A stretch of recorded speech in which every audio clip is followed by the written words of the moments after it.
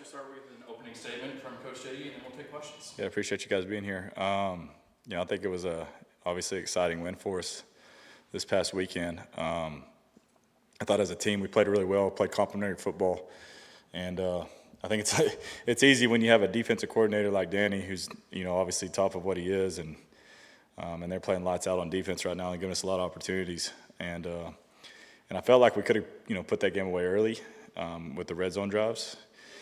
And it's a little bit frustrating because it's not necessarily like a scheme issue. So I think as a coordinator, you look at every aspect of it and like, hey, did we have a good plan? Did we have the right people in the right place? And it was a little bit yes.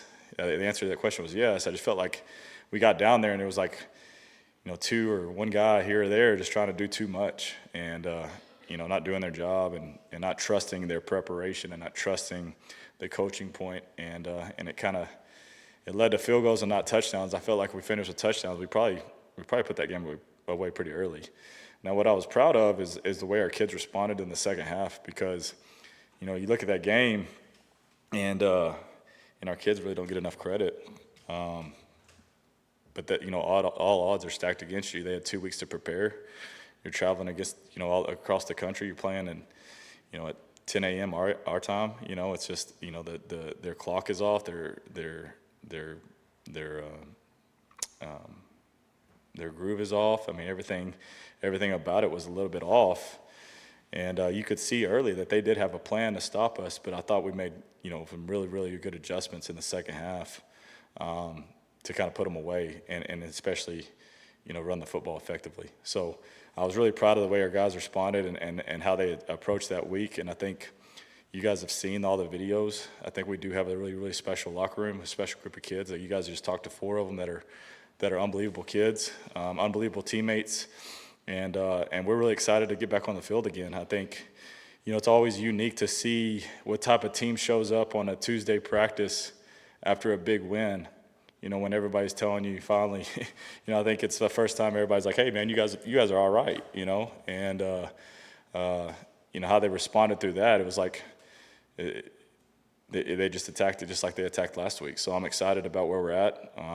There's plenty to build on. There's a ton to work on, but I'm excited about the group of kids that we have, and I'm excited that they're finally getting a little bit of respect that they've earned and worked for. So we got to continue to do that. There's no doubt. And we got a major challenge in front of us with Baylor, just because I don't think their record tells the full story. They're one of those teams that their record says they're average, but then you turn on the tape and there's times where you're like, I don't know how you beat, how do you move the ball on these guys, and they're explosive on offense. So I know Danny's going to have a great challenge in front of him, and I know he's gonna meet the challenge. And him and his guys are going to freaking attack that thing like they always do. But on offense, we got to do a great job of making sure we put us in a position where we're scoring a lot of points, because they're a good football team. And like I said, you turn on the tape, they got a lot of talent. And I don't know what the story is. Like I said, I don't think the record tells it. But we got to be ready for their best. And if we get their best, it's going to be, like I said, it's going to be a major challenge that we got to attack head on, and we got to play physical, big boy football to beat these guys and to move the football. So with that, I'll leave it to questions. Thank you, Coach. We'll start with Justin and then Troy. So I asked Coach Brennan yesterday about his favorite moment with Noah Fifita, and he brought up the moment where Noah said that he was going to stay. Is there one for you that stands above the rest from your time working with him? Shoot. I mean, when he threw that touchdown pass on third down, that was a pretty special moment for me, just to see him, because I knew, like, there was a couple things. One, game over. It was my mind, game over. And the other part was, like, as soon as he delivered it, honestly, as soon as I saw him line up in the shelf they were going to line up in, I was like, okay, touchdown as long as we protect. And when he delivered it, I thought game over, and then my next thought was, I'm so happy for him. And it's been unique the last couple of weeks because I do love that kid. Like I love Noah Fifita like a little brother. I truly value him as family, and it's just so fun to coach him. He's probably my biggest motivation coming to work every single day, because I want to do good for him.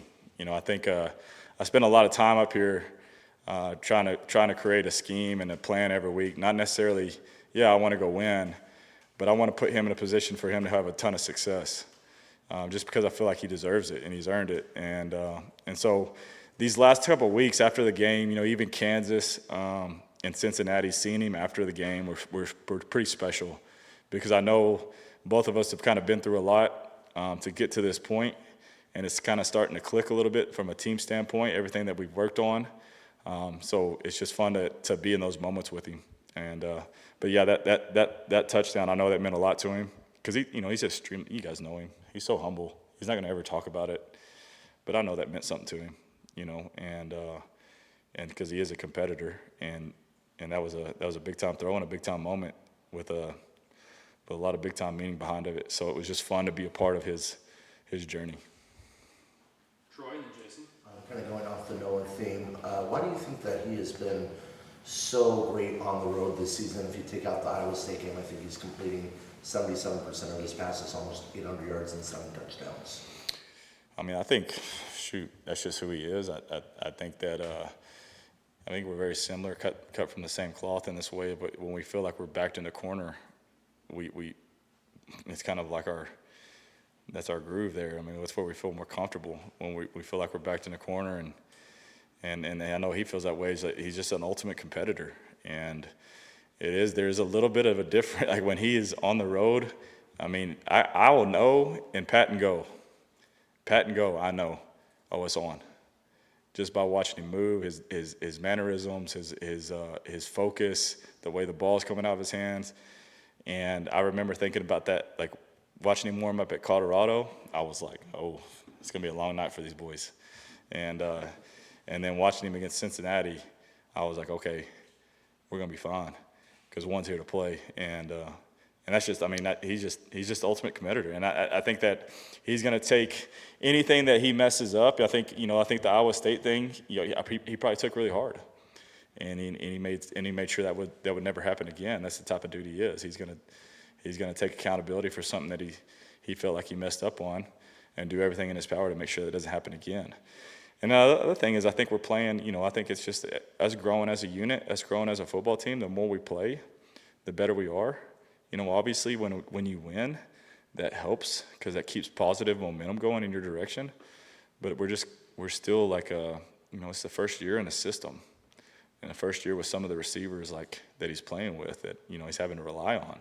So it's just getting in a groove with those guys and getting battle tested with those guys, and finally feeling like, okay, you came through and you won a game offensively at the end. You finished the way you wanted to finish. All that stuff, I think, is just positive confidence for him as a quarterback and as a leader of the football team. Jason and then Michael. Can you kind of take us through your mentality and approach in that 99-yard drive? Oh, yeah. So at first I was pissed at Luke for not catching the punt. But then I think, we talk about it all the time, like, for us to have a mentality on offense, that's at any point in the game, right? So my mentality wasn't like, I think there's goals when you're backed up, right? You want to get 2 first downs, so you can flip the field. Like, that's the goal. But our mentality is to go score, right? And so we're in the headset, and I'm telling Miller and Bobby, like, man, get those dudes going. We're about to go 99. And it's fun, because after the game, you're talking to our better players. You're talking to Noah. You're talking to Ked, and they just knew it. They knew it in their mind. They believed. They knew it in their souls that we're going 99. We're going to score. And there were some really special conversion plays on that drive too that made it happen. And so going into it, like I said, initially I was like, Luke, I'm gonna fight you when we get down there. But it made fun. It made for a fun story, and it made for a chance to really challenge our mentality as an offense and to come through like that. And that was a big time, like I said, a big time moment in that game. And I felt like our kids responded in the right way. Michael and Brian. You guys ran the ball more in that game than almost any other this season, at least as far as a close game, not one where you were sort of trying to nurse a lead. Was that just what the defense was giving you, or both. I think we were, like I said, in the second half, I felt Coach Oglesby and myself, I felt like we did some really good adjustments. I think early in that game, They were moving so much up front. We were getting quite a bit of tackles for losses, some sacks that we had to kind of adjust to. We made some subtle adjustments, and I felt like, man, it went a long way, and the kids did a great job of handling those. That allowed us and allowed me to have confidence in running the football.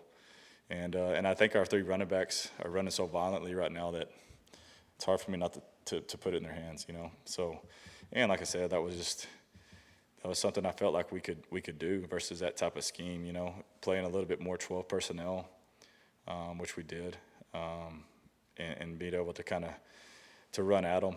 I think that structure of a defense, if you think about it, was kind of built initially.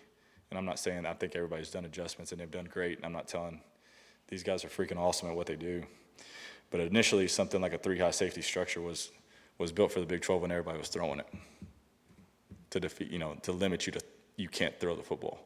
And so, you can get into bigger sets like that and find advantages. And so I felt like we found a couple advantages, and I felt like our guys did a great job of running through arm tackles and running violently and finishing runs and finishing blocks and honestly playing physical. So we were playing physical, and I wanted to lean on that, and it just happened to be a pretty good balance. Did the way Chris Hunter blocked on Ked's long run kind of symbolize what you're talking about? Exactly. And we do, kind of like a highlight tape as a unit every Sunday as I pick clips that embody, what our philosophy is and our culture and our red line standard. So that was on it, because I thought the conversion that he made, the 3rd and 5 conversion, where I felt like I told Noah the whole game, if they press us, go after them. If they press us, go after them every single time. And we had worked that throw. I think we repped that play 3 times in the week, and all 3 times we threw the conversion, right? And so that was just awesome to see that he trusted it. It was awesome to see that I think Chris was actually getting held pretty well, but still fighting through it with one and catching it one-handed and getting up with a lot of juice, but then having enough focus and discipline to play the next play, and his effort obviously sparked a big-time run and gave us a lot of momentum. So the thing that you don't see, you look at, you see the runner and you see Chris. You didn't see Deuce's great cutoff. Deuce and you didn't see KD. You didn't see Deuce bang back when the nose slanted away and then climb to the second level and cut the linebacker off. I mean, the hole was huge, and so those guys up front did an awesome job, and I'm really proud of them. So obviously, like I said, it's one game, but there's some positives that we can take from it. Obviously, there's some things we got to get better at, but I was really, really pleased with their effort and how they played that game. Brian and then Justin. This will be the 3rd opponent in the past month that just played Utah and just got annihilated by Utah. I know that you've said in the past maybe throw out that tape because it could be a misnomer, but is there something you can take from it that you see, like how defeated that opponent was, but how beat down that you could take advantage of that? Yeah, I mean, I watch every game, absolutely, because I want to get the feel of the flow of it. How did that happen? Because like I said, you turn on some tape. I mean, turn on the SMU game. They got beat, but they were different, and SMU just hit some explosive plays. I mean, they bobbled a ball, should have been picked, ends up being a 75-yard touchdown. There's just stuff like that goes on. So you want to watch the game to figure out what really happened. And now, for me, I can't really comment on truly the mentality of what truly happened in that Utah game. But I do know this. I know Dave Aranda is a really good football coach. And I know they're really talented on defense. And I know we're going to have a major challenge in front of us. So regardless of what happened at Utah, I know they're going to come in here and they're going to be hungry. Because if you think about it, you got to put yourself in their position. All right, you're coming to a team that was picked dead last. They were picked dead last preseason in the preseason rankings.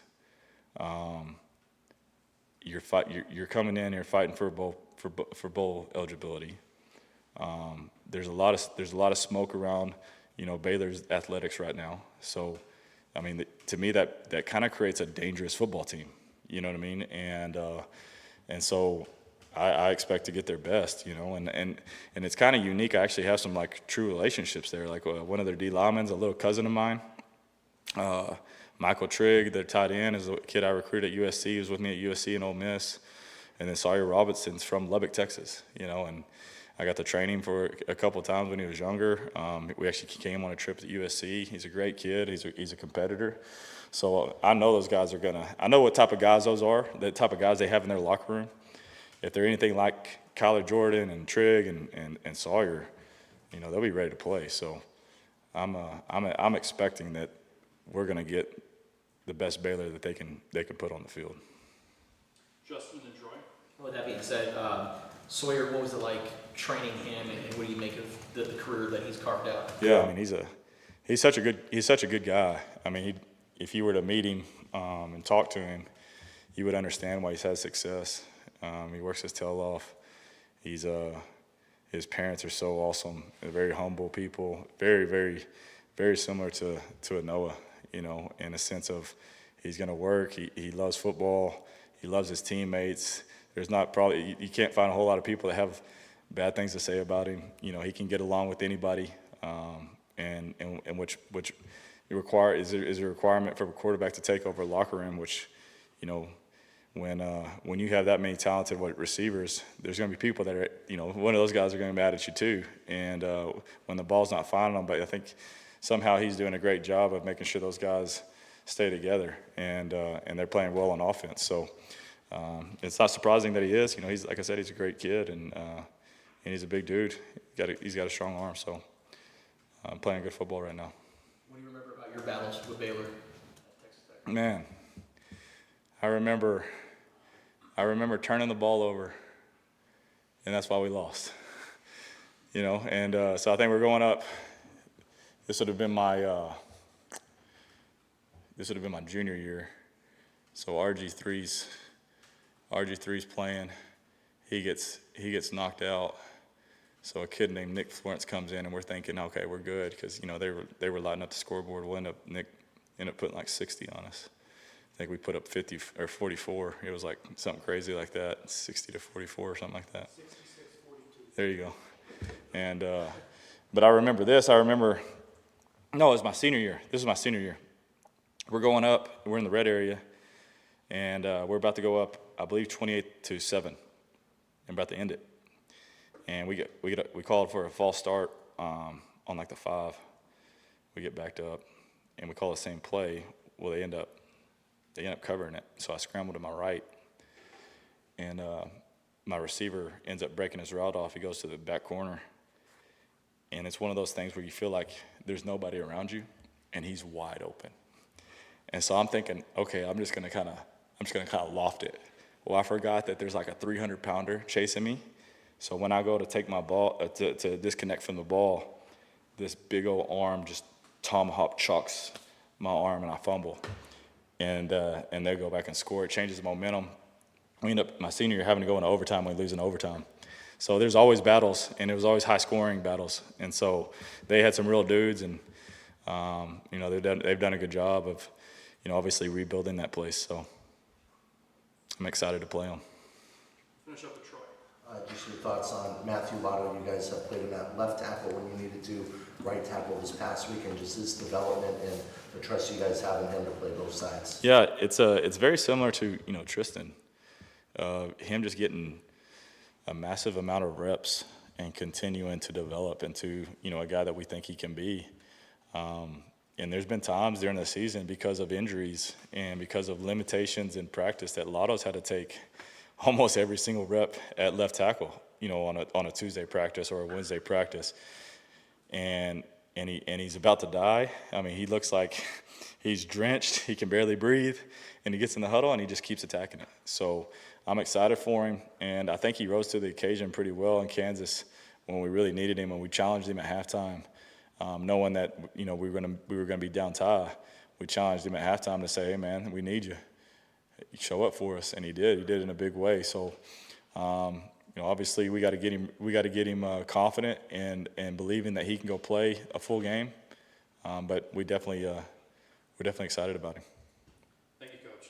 Yeah, man. Thanks, Seth. Yeah, appreciate it.